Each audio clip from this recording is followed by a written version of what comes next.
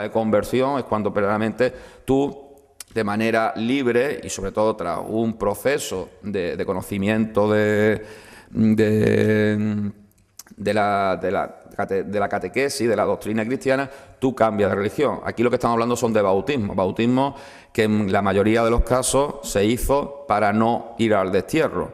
Entonces se van a hacer campañas de bautismos masivos. Aquí pueden tener una imagen que es muy tradicional de los frailes, que son los que verdaderamente van a estar al frente de estas conversiones, como llegarían a esas pilas bautismales centenares de personas ataviadas además con sus vestimentas normales de musulmanas para recibir el bautismo. Aquí el bautismo de mudéjares, de mujeres mudéjares, que como ven siguen teniendo una ropa que incluso en algunas zonas actuales del mundo musulmán las pueden ver en los documentales. No ha cambiado, no ha evolucionado mucho en algunos territorios. Esta sería más o menos la indumentaria que ellos llevaban. Es una ropa, unas vestimentas diferentes a la que tienen los cristianos viejos, y esto va a ser también motivo de represión y de control. Curiosamente, el ropaje, la vestimenta, los vestidos cristianos viejos son mucho más austeros. Vienen de Castilla, no tienen esa vistosidad, no tienen ese colorido, y estos cristianos viejos, cuando van llegando a la zona granadina, lo que van a hacer es todo lo contrario de lo que se esperaba. Es decir, los cristianos viejos no van a difundir su hábito de vestido, sino que van a ir acoplando a lo que son su cultura tradicional aquello que más les gusta. Por tanto, se va a empezar a realizar una campaña de represión y control sobre todos los hábitos culturales que tienen como definición de ese grupo identitario que son los mudéjares, en este caso ya los moriscos de 1501. Ejerciendo todavía de una manera mucho más efectiva ese control, se va a poner en práctica lo que es la Inquisición, el Consejo Supremo de la Inquisición. La Inquisición no está en principio diseñada para perseguir a los moriscos. La Inquisición, su razón de ser es para perseguir la herejía. Hay una Inquisición que es medieval, que depende directamente de Roma. Esa no existía en Castilla, solamente en la Corona de Aragón, pero los reyes católicos, a partir de final del siglo XV, lo que van a pretender es utilizar este instrumento de control y represión con el fin de unificar religiosamente a todos sus habitantes, todos sus súbditos, y sobre todo para que sigan siendo cristianos. Como los judíos han sido expulsados, los judeoconversos son los que verdaderamente van a ser el objetivo de ese tribunal inquisitorial, porque además una cosa que sí hay que tener muy clara, porque todas estas cuestiones que entran en el morbo de la Inquisición y toda esta, la Inquisición nunca va a perseguir un judío, nunca va a perseguir un musulmán. La Inquisición persigue la herejía, por tanto va a perseguir a aquel convertido al cristianismo que hace práctica del judaísmo o hace práctica del islam. Por tanto, el musulmán nunca va a ser procesado en un tribunal inquisitorial. Pero claro, el morisco ya está bautizado, el morisco sí es un cristiano. Es un cristiano para lo que interesa, para lo que no interesa se le considera moro. Entonces la Inquisición va a ejercer un control bastante férreo sobre estos moriscos, en particular a partir de la mitad del siglo XVI. Entre 1501 y 1520 aproximadamente, esas medidas que hemos estado comentando de control sobre los hábitos culturales de los moriscos se va a intensificar. Lo que ocurre es que ya empiezan a escucharse unas voces bastante fuertes y drásticas respecto a las medidas que hay que adoptar respecto a la minoría. Y en 1525 se van a reunir en la Capilla Real de Granada un grupo de teólogos importantes, y querrán que en 1526 surja lo que es un texto que pretendían que se pusiera en ejecución para poder erradicar ya definitivamente todo lo que son estos hábitos y esta cultura morisca, pero que tiene su antecedente indudablemente en el Islam. Los moriscos, antes de que se ponga en ejecución estas medidas, van y hablan con el emperador, con Carlos I, y le ofrecen una suma de ducados muy importante, y que Carlos I, indudablemente, como cualquier monarca del antiguo régimen, está necesitado de dinero. Carlos I se ha hablado mucho también que no tenía unas bases religiosas profundas, que él tenía un talante humanista, etcétera. Indudablemente todo va a confluir para que Carlos I los escuche y acepte. Muchos han hablado de como si fuera un soborno, ¿no? Es como si me dan dinero con tal de no aplicarla. Carlos I, que verdaderamente era emperador y también algo inteligente era, pese a lo que se piensa sobre todo los reyes a lo largo de la historia, en vez de suspenderla definitivamente, lo que hace es que la va a dejar durante 40 años sin ponerla en ejecución. Idealmente lo que le está pasando es el problema a su sucesor, porque si no, en vez de 40 hubiera dicho 20 años y lo revisaría. Él sabe que 40 años no va a durar en el trono y, por tanto, quien venga detrás, pues que aplique con toda la dudeza que quiera o que lo escuche de nuevo. Además, Carlos I hay que tener en cuenta que él llegó a Granada en viaje de novio, con Isabel, con reina Isabel. Los moriscos la habían recibido pues espléndidamente y había cierta conexión, cierta simpatía, por llamar de una manera, sobre esa comunidad tan diferente de lo que era Castilla. Hay que recordar que Carlos I viene de una corte que no es la castellana, completamente diferente en muchos aspectos, y que además ha tenido que soportar un movimiento de revuelta, no tanto por su acción de gobierno, sino por no estar tan cerca de la élite de las oligarquías que controlan Castilla.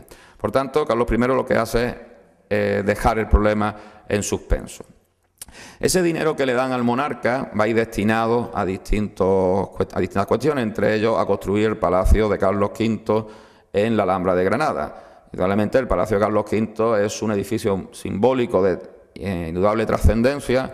No se erige en cualquier sitio, sino junto al otro gran símbolo del poder musulmán vencido. Afortunadamente nadie se le ocurrió derribarlo, o al menos no lo pudieron tirar, porque a lo largo de la historia todos sabemos que uno y otro lo primero que hacían era derribar aquellos edificios más simbólicos.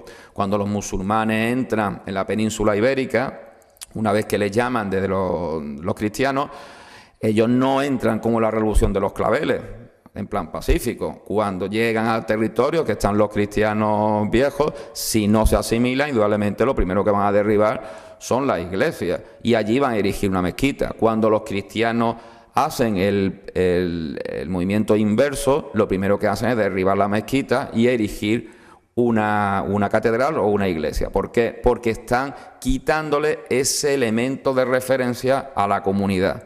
Pues esto lo van a hacer también ellos. Afortunadamente, como digo, no tiraron la Alhambra nunca. La mezquita de Córdoba tampoco la tiraron, aunque en el siglo XVII algún movimiento hubo entre la oligarquía cordobesa para derribarla, pero el corregidor que hubo en esa fecha pues se negó en rotundo. Si no, la mezquita de Córdoba hubiera sido solamente un elemento de recordatorio en la documentación que no hubiera quedado, ¿no? Con esto, a Carlos I abdica en su hijo, en Felipe II. Felipe II ya tiene otra mentalidad, indudablemente de una persona que ha apoyado el Concilio de Trento, el gran movimiento contra o reformista católico frente a esa reforma protestante. No se podría esperar que tendiera las manos desinteresadamente a esta minoría morisca.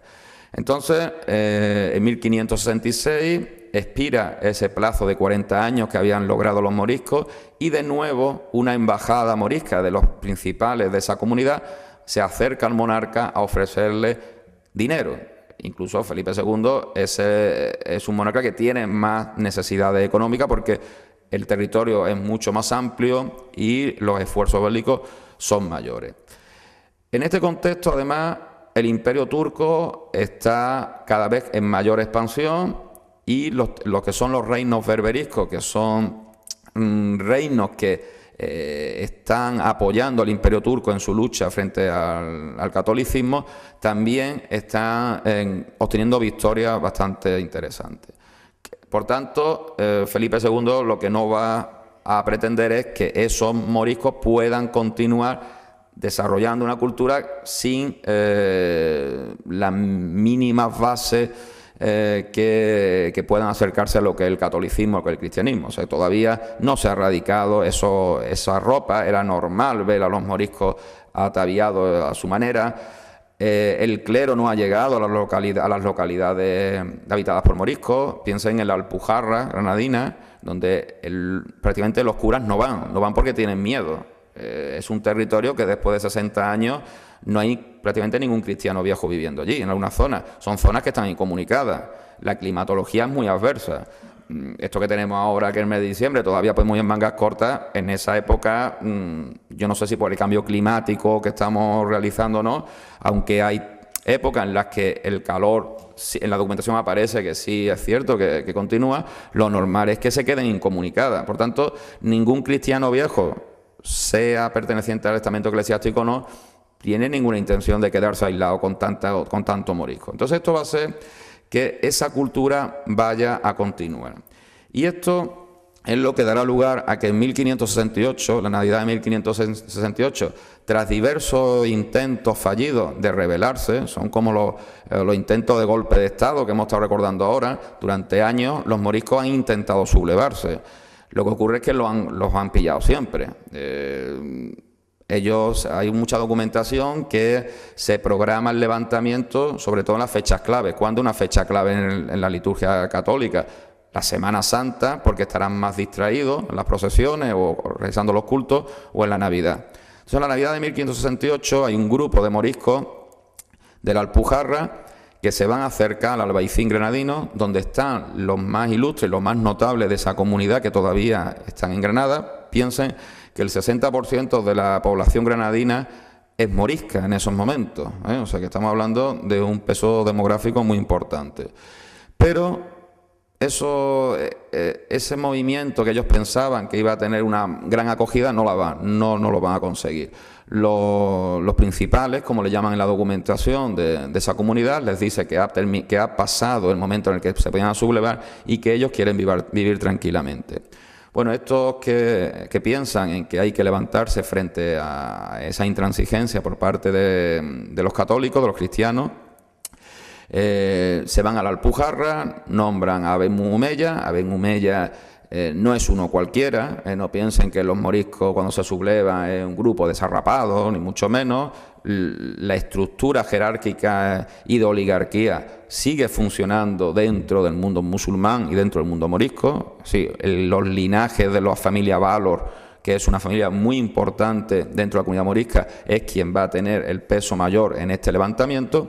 Y en la Alpujarra comienza una guerra de guerrillas que indudablemente está abocada al fracaso. Estamos hablando de campesinos, estamos hablando de miembros de la manufactura, del artesanado, que se van a levantar contra el ejército teóricamente mejor preparado y más fuerte de la época. En principio no van a venir las tropas de élite cristianas, se piensa que eso es un movimiento que va a estar apaciguado en pocos días, pero viendo el cariz que toman los acontecimientos, al final se tiene que recurrir a los tercios y que venga esa tropa de élite, lo que hoy podrían ser los marines o americanos, como esto. Bueno, después de lo de la Lacrana no sabemos si tenemos tropas de élite nosotros, no ha habido un debate sobre eso. Teóricamente las tropas de élite en el mundo son los británicos, eran los marines y nuestros infantes de marina.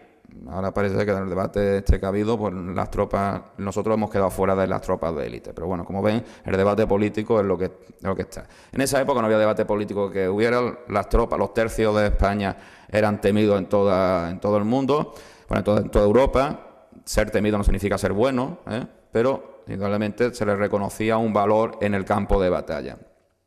Los moriscos, la estrategia que tienen es huir de la lucha a campo abierto, es igual que lo que van a tener los vietnamitas cuando derrotan a los americanos, aunque los americanos nunca han reconocido que fueron derrotados en Vietnam. Entonces, ellos son golpes de mano lo que van a ir haciendo.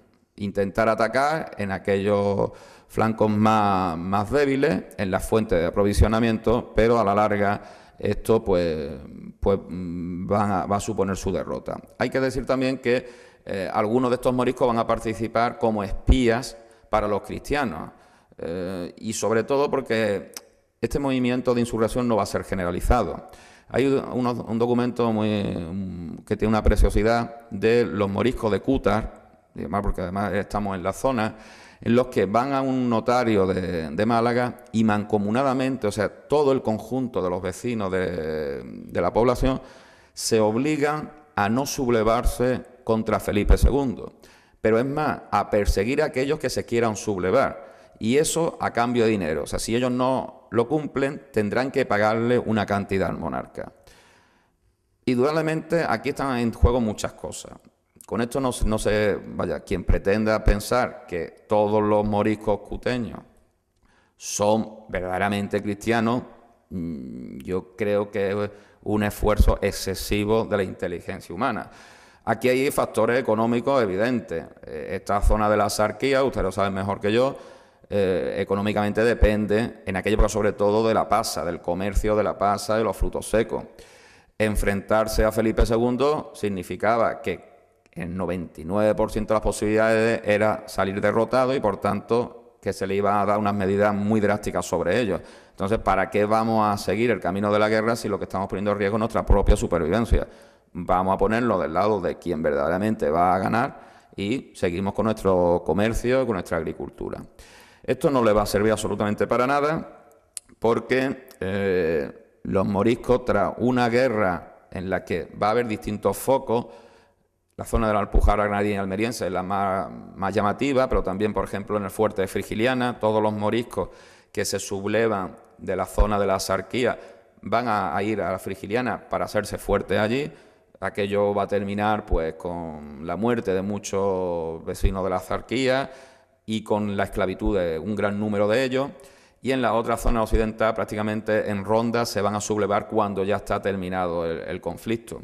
Aquí tienen unos mosaicos que todo el mundo sabe que están en Frigiliana, que han ido recuperando algunos pasajes de uno de los cronistas más importantes de la época, de Mármol de Carvajal, un militar que estuvo en el frente de batalla y que cuando uno va a la documentación que se conserva de este periodo, prácticamente coincide con todo el discurso escrito que hace Mármol de Carvajal de los acontecimientos, con lo cual prácticamente no está engañando en casi nada y nos está dando una visión muy exacta de lo que fue aquello. Los moriscos granadinos son derrotados, por tanto, y en 1571 tienen que coger el camino del destierro interior, es decir, van a ser expulsados al resto de Castilla. Aquí van a ser acogidos de diferentes formas. Por un lado, en aquel camino del destierro, muchas ciudades y muchas localidades de menor entidad van a escribirle al rey diciéndole que les dejen permanecer a un grupo de moriscos, al menos de estos que van a ser desterrados, porque no van a crear ningún problema y van a ayudar en el levantamiento de la economía. De todo el mundo es conocido la laboriosidad con moriscas, ese gran arte que tienen en el regadío y, por tanto, lo que quieren es aprovechar esos conocimientos.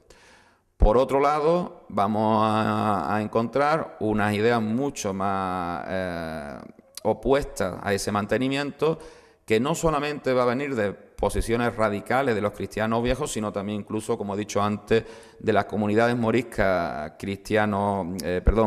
castellanas, que lo que van a hacer es mostrar un rechazo totalmente abierto a estos moriscos granadinos. Es más, a partir de final del siglo XVI y a principios del XVII, cuando ya se está planteando la expulsión definitiva, se va a crear un impuesto específico de los moriscos granadinos, que solamente van a pagar ellos a la corona. Y cuando un morisco, por ejemplo, en Ávila o en Toledo o en Ciudad Real, se le mete en las listas para pagar ese impuesto, lo primero que dicen es: ojo, yo soy morisco, pero no soy morisco granadino, por lo cual me tienen usted que sacar de esta lista. Yo no quiero saber absolutamente nada de esta gente belicosa, de esta gente que está con el norte de África.